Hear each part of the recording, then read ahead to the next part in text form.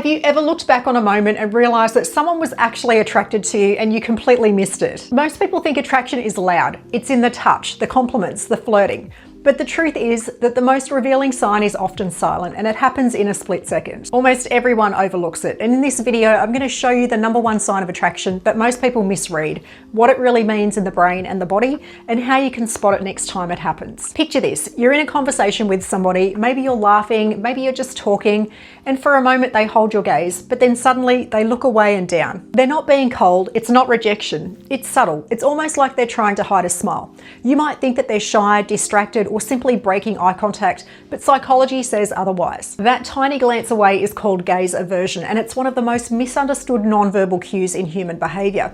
Our brains are wired to respond instantly when we feel attraction. The limbic system, the emotional center of the brain, it lights up, releasing dopamine, which is a neurotransmitter of pleasure, anticipation, and reward. But here's the interesting part. When dopamine spikes, the nervous system becomes overstimulated. The heart rate rises, pupils dilate, skin temperature changes, and the body in that instant instinctively tries to regulate the intensity. So rather than leaning in, the person looks away. Not because they're disinterested, but because it feels too intense. This reaction comes from a delicate balance between the sympathetic and the parasympathetic nervous systems, the gas pedal and the brake of your emotional state.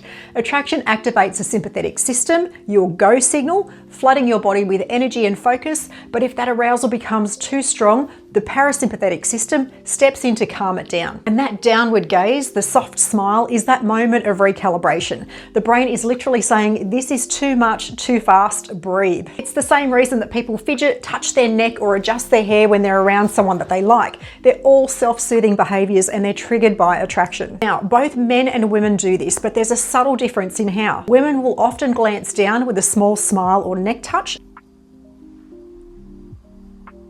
Evolutionarily, it signals approachability while maintaining safety. Men, on the other hand, tend to break eye contact after holding it just a little too long, sometimes with a micro smile or a slight exhale. It's their nervous system's way of masking how strongly they're affected. Now, in both cases, the emotion is the same. It's connection mixed with self-protection. So the next time someone holds your gaze and then suddenly looks away, don't assume it's disinterest. Pay attention to the context. Look for that quick smile, the softer tone, the shift in posture, or the subtle mirroring of your movements.